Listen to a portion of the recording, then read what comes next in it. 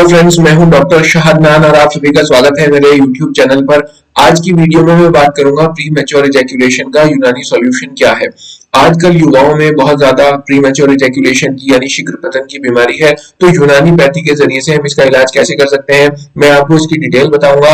Video शुरू करने से पहले मैं आपसे यही कहना चाहता हूँ कि अगर आप बीएमएस डॉक्टर है, हकीम है या किसी भी एतबार से यूनानी प्रैक्टिशनर है और यूनानी के कंसेप्ट को इन डेप्थ सीखना और जानना चाहते हैं, मिजाज, अखलाक, कैफियत और नुस्खा नवीसी ये सब सीखना चाहते हैं कि कैसे नुस्खा लिखा जाता है, कैसे यूनानी पॉइंट ऑफ व्यू से मरीज को और मर्ज को देखा जाता है और कैसे उसका इलाज किया जाता है, तो उसके लिए मैंने 1 महीने का ऑनलाइन सर्टिफिकेट कोर्स शुरू किया है जिसको आप बिल्कुल ज्वाइन कर सकते हैं और यूनानी के इन डेप्थ कॉन्सेप्ट सीख सकते हैं। अगर आप इसमें इंटरेस्टेड हैं तो नीचे दिए गए व्हाट्सएप नंबर पर व्हाट्सएप मैसेज के जरिए से मजीद मालूमात हासिल कर सकते हैं। तो चलिए दोस्तों, शुरू करते हैं प्री मैच्योर इजैक्यूलेशन के बारे में। सबसे पहला सवाल इसमें यह आया कि अक्सर मरीज आते हैं, मेरे अपने क्लिनिक पर भी आते हैं और कहते हैं डॉक्टर साहब हमें शीघ्र पतन है, हमारा जल्दी डिस्चार्ज हो जाता है। अब उनसे सवाल ये पूछा जाए कि कितनी जल्दी डिस्चार्ज हो जाता है, तो वो कहते हैं कि बस 7 से 10 मिनट लगते हैं। तो यहाँ पर सबसे जरूरी क्वेश्चन जो आया वो ये आया कि सेक्स का टाइम होना ही कितना चाहिए, जिसके बाद फिर हम कहेंगे कि ये प्रीमैच्योर इजैक्यूलेशन है। यहाँ पर मैं ये बात बताना चाहता हूँ कि यूनानी पॉइंट ऑफ व्यू से अगर देखा जाए तो अतिब्बा ने, हुक्मा ने, यूनानी के फिलोसफर्स ने लिखा है कि 2 से 3 minute sexual time more than enough है, और कहीं जगह लिखा कि 18 से 20 sexual strokes more than enough है। तो जो लोग ये कह रहे हैं कि हम 7 से 10 मिनट हमारा सेक्सुअल टाइम है और हमें शीघ्र पतन है, तो बुनियादी तौर पर अगर देखा जाए तो उनकी ये बात ही गलत है। दूसरा, अगर आज के मॉडर्न वर्ल्ड के हिसाब से भी देख लिया जाए कि सेक्स का टाइम कितना होना चाहिए, तो इसका आंसर ये है कि जब दोनों पार्टनर सेटिस्फाई हो जाए तो वही आइडियल सेक्स टाइम है। अगर वो 2 मिनट में हो गया तो वही है, और अगर वो 3 मिनट में हो गया तो वही है, और अगर वो आधे घंटे में भी नहीं हो पा रहा है तो फिर वो बेकार है। तो कहने का मुद्दा यह है कि सबसे पहले आपको ये पता होना चाहिए एज ए डॉक्टर कि एक्चुअल आइडियल सेक्स टाइम कितना है, उसके बाद ही फिर इलाज करेंगे।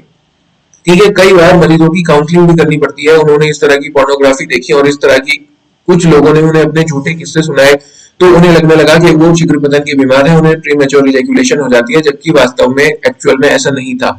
अब अगर कोई सचमुच में ही बीमार है और वो कभी कभी अंदर भी दाखिल नहीं हो पाता और कभी कभी अंदर दाखिल होने से पहले ही डिस्चार्ज हो जाता है, और कभी कभी ऐसा है कि अंदर दाखिल होते ही 1-2 स्ट्रोक में डिस्चार्ज हो जाता है, तो फिर उस मरीज का इलाज कैसे करना है, तो उसके बारे में हम यहाँ पर बात करने वाले हैं। तो उसके बारे में चलिए शुरू करते हैं। देखिए, बात की जाए अगर प्री मैच्योर इजैक्यूलेशन की, प्री मैच्योर इजैक्यूलेशन यानी शीघ्र पतन, अगर हिंदी में इसकी बात करें शीघ्र पतन, या उर्दू में अगर बात करें तो सूरत इंजाल, तो ये इसके नाम है बीमारी के। इसके जैसे मैंने बताया, इसके कॉजेज क्या क्या हो सकते हैं। सिम्टम्स तो पता ही है कि प्री मैच्योर इजैक्यूलेशन में क्या होता है कि कभी कभी दाखिल होने से पहले ही डिस्चार्ज हो जाता है, कभी कभी दाखिल होने के फौरन बाद डिस्चार्ज हो जाता है, और दोनों पार्टनर्स को मजा नहीं आ पाता, सेटिस्फेक्शन नहीं मिल पाता। तो अगर इसकी कॉजेज की बात की जाए कि होता ही क्यों है, तो उसके बारे में नंबर 1 जो कॉज है वो है बदन की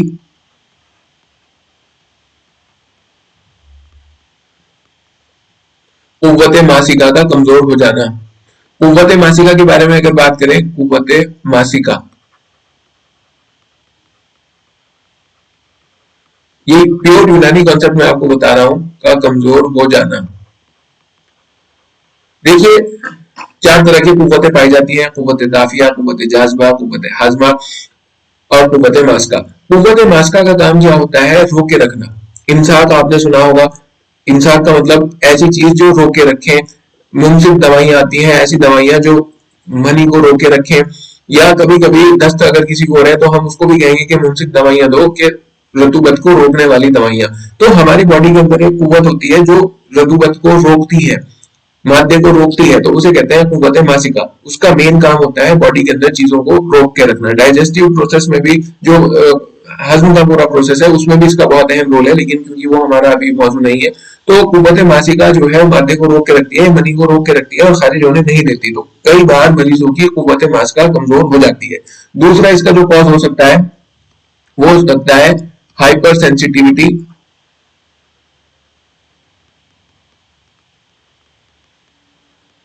ऑफ ग्लैंस पेनिस। ठीक है, जो हमारे पेनस है उसका जो आगे का हिस्सा है कभी कभी वो हाइपर सेंसिटिव हो जाता है, जरा सा उसको टच मिला और सेंसिटिविटी उसकी बहुत ज्यादा बढ़ गई, ब्रेन को मैसेज ये गया कि बहुत ज्यादा सेंसिटिविटी मिल रही है और वो फौरन डिस्चार्ज हो गया। तो एक कारण इसका ये हो सकता है। तीसरा कारण इसका जो है वो ये हो सकता है कि हमारे ब्रेन के अंदर डोपामीन और सेरोटोनिन की साइकिल चलती है। वो इसका कैसे चलती है क्या चलती है वो मैं नहीं बता रहा, कभी कभी कहने का मुद्दा ये मान लीजिए कि ब्रेन के अंदर दिमाग के अंदर ये साइकिल डिस्टर्ब हो जाती है, डिस्टर्बेंस इन ब्रेन, ब्रेन के अंदर कभी कभी ये दिक्कत हो जाती है कि वो ये साइकिल जो है डोपामिन सेरोटोनिन की डिस्टर्ब हो जाती है। तो कई मरतबा इलाज जो करते रहते हैं वो करते रहते हैं आ जाए तनासुल का, और बीमारी कहाँ होती है, बीमारी होती है ब्रेन के अंदर। इस वजह से इस तरह के मरीज कई मरतबा ठीक नहीं हो पाते। अब इसका हम इलाज कैसे कर रहे हैं, हमारा तो मुद्दा ये है। तो उससे पहले मैं आपको ये बताना चाहता हूँ कि कुव्वत मास्का जो कमजोर होती है यही इसका सबसे ज्यादा कारण होता है। तो कुव्वत मास्का फिर कमजोर होने का कारण क्या है, कुव्वत मासिका के कमजोर होने का कारण क्या क्या है। पहले पॉइंट पे अगर हम बात करें तो इसके कुछ कारण होते हैं। नंबर एक कि जो जनरल वीकनेस, बदन के अंदर जनरल वीकनेस है, जैसे कहते हैं मेल न्यूट्रिशन है। तो अगर कोई बदन के अंदर वो पहले से ही कमजोर है, खाने पीने को प्रॉपर नहीं मिलता, तो उसकी कुव्वत मास्का कमजोर हो सकती है। उसके अलावा इसका क्या कारण हो सकता है, ग़िज़ा की बेअतदाली, ग़िज़ा की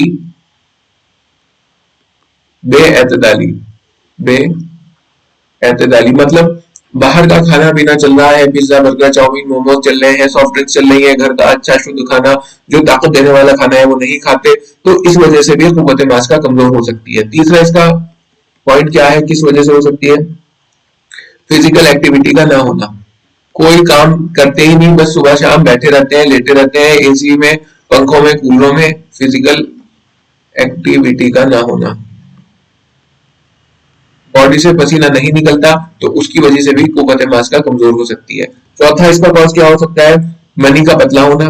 जब मनी खुद ही पतली है तो कुव्वत मास्का अगर थोड़ी बहुत है भी तो उसे रोक ही नहीं पा रही, जितनी गाढ़ी मनी होगी उतना वो उसे रोकने में मदद करेगी। मनी का पतला होना, सीमेन अगर पतला है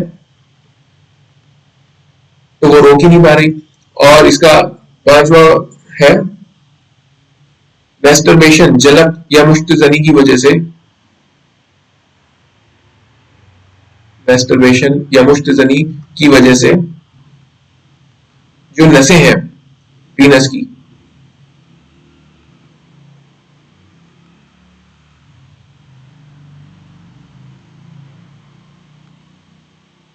वो ही कमजोर हो गई,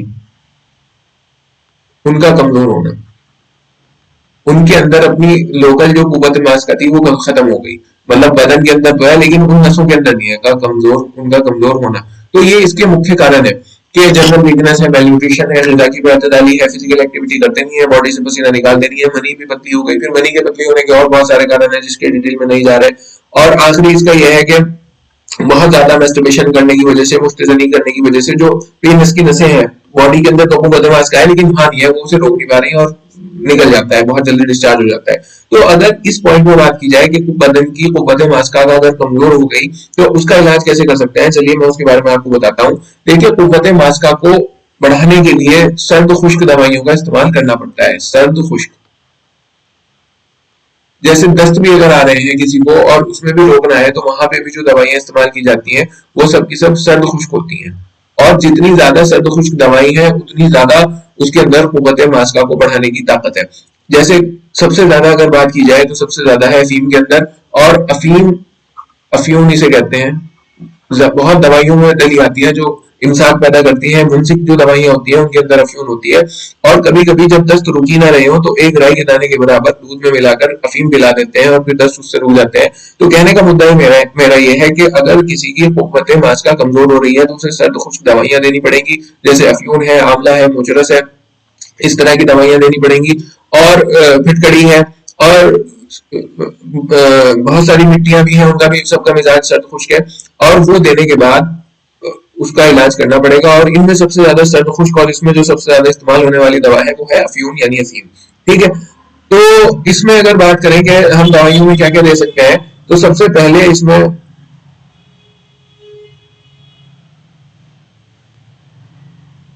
हमें देना चाहिए माजून मोचरस। माजून मोचरस 5-5 ग्राम सुबह शाम। ठीक है, ये हमें 5-5 ग्राम सुबह शाम माजून मोचरस देना चाहिए। मैं ये बता दूं, सर्दी और खुश्की ये मादे को रोकती है, सर्दी और खुश्की जब बदन के अंदर हो जाती है। और इसकी कुछ दवाइयां हैं, जैसे कि अफीम मैंने बताया, मोचरस बताया, आंवला बताया, फिटकरी बताया, तो ये चीज हो गई। लेकिन मुफ्रत इलाज ना करके अगर आप मुरक्कब में भी इलाज करेंगे तो भी ठीक चलेगा। तो माजून मोचरस 5-5 ग्राम सुबह शाम दे सकते हैं। और इसमें हम 125 ग्राम माजून मोचरस में मिलवा सकते हैं क्या, कुश्ता, मुसल्लस 5 ग्राम, ये भी मिलवा सकते हैं। तो माजून मोचरस 125 ग्राम लिया और उसमें कुश्ता मुसल्लस 5 ग्राम मिलवा दिया, 5-5 ग्राम सुबह शाम उसे खिलवाने लगे। तो ये कुश्ता मुसल्लस क्या करेगा कि जो जनरल वीकनेस है नसों की उसको दूर करेगा, और माजून मोचरस इमसाक को पैदा करेगा। इसके अलावा हब्बे मुमसिक आती है, हब्बे मुमसिक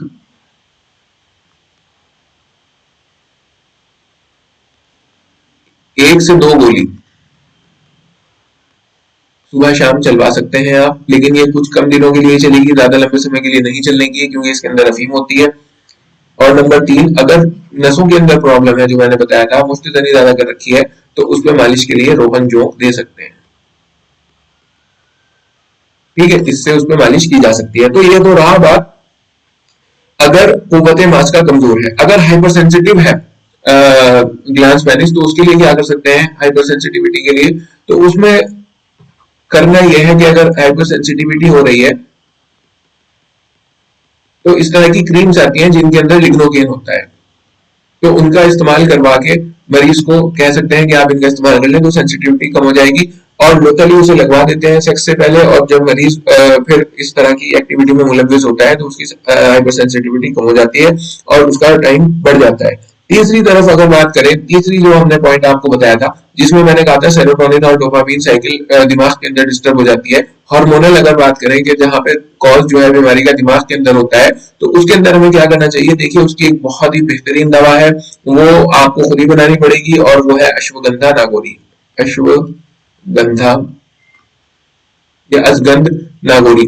इसका आप अपनी क्लिनिक पर, या अगर आप मरीज हैं तो पंसारी की दुकान पर से खरीद के लिए आए और इसका पाउडर बना लें। इसकी जड़ें आती हैं, छोटी छोटी डंडियां टाइप होती हैं, और इसको पहले हमन दस्ते में बारीक करके मिक्सी में पीस के इसका पाउडर बना लें फाइन, और इसका इस्तेमाल करें 3-3 ग्राम सुबह शाम। और इसके साथ साथ अगर आप चाहें तो एक चीज और इस्तेमाल कर सकते हैं, जिसको कहते हैं पौंच के बीज का पाउडर।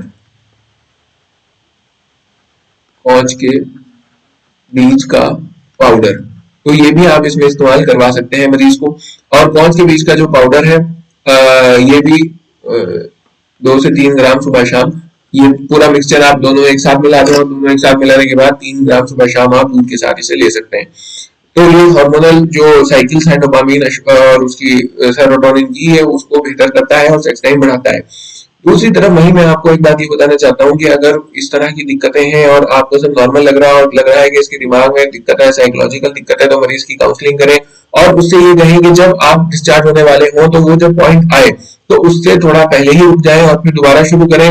और जब आप सेक्स की एक्टिविटी में इन्वॉल्व हो तो वहां पर कभी कभी मरीज का ध्यान उस तरफ से हटाने के लिए आप उसे इस तरह की तदावीर कह सकते हैं कि आप उल्टी गिनती पढ़िए, जैसे 100, 99, 98, 97, 96, 95, तो उसका जहन उस एक्टिविटी से हटके दूसरी तरफ जाएगा, तो फिर उसकी जो हाइपर सेंसिटिविटी है वो भी कम होगी और दिमाग भी इधर उधर मुंतशिर होगा, तो इससे भी सेक्स का टाइम बढ़ सकता है। वहीं अगर मरीज ग़िज़ा की बेअतदाली है, ग़िज़ा अच्छी तरह नहीं लेता, तो आपको मरीज को एडवाइस करना पड़ेगा कि बाहर के खाने आप बंद करिए और घर के अच्छे शुद्ध खाने खाइए। उसके साथ साथ मरीज की फिजिकल एक्टिविटी बढ़वानी पड़ेगी। फिजिकल एक्टिविटी का बढ़ना बहुत जरूरी है। अगर तमाम दवाइयां कर रहे हैं और फिजिकल एक्टिविटी मरीज अपनी नहीं बढ़ा रहा, तो फिर दवाइयां उतनी इफेक्टिव नहीं होने की। कम से कम मरीज को आधे घंटे से लेके 40 मिनट तक फिजिकल एक्टिविटी करनी चाहिए। पूरे दिन में पसीना बॉडी से आना चाहिए, तो ही फिर ये बीमारी दूर हो पाएगी।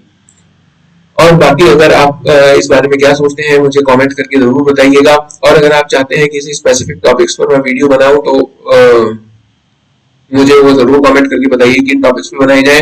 और फाइनली अगर आप मरीज हैं और मुझसे कंसल्टेशन लेना चाहते हैं तो नीचे दिए गए व्हाट्सएप नंबर पर व्हाट्सएप मैसेज के जरिए से मेरा अपॉइंटमेंट बुक करके मुझसे कंसल्टेशन ले सकते हैं और हमारी दवाइयां भी घर बैठे ऑल ओवर इंडिया कहीं भी मंगवा सकते हैं, जिनकी delivery all over India free है। बाकी आप इस बारे में क्या सोचते हैं मुझे जरूर बताइएगा। अपना बहुत ख्याल रखिएगा, मिलते हैं नेक्स्ट वीडियो में, तब तक के लिए बाय।